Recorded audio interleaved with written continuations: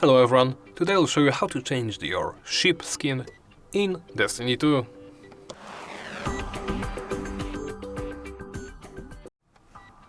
Let's begin by opening View Journey, then navigate to the character. Here at the bottom, go into Appearance subscreen. Do so by pressing the S or the corresponding key that is shown to you. It may be different on console, or if you change this in the keybinds settings. Then hover over your ship.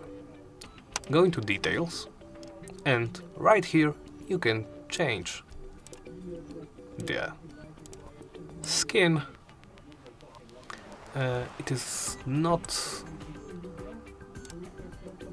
appearing as prevalently as on this ship. Alright, and yeah, you can favorite it, you can unfavorite it, you can unequip it, you can preview it, etc, etc.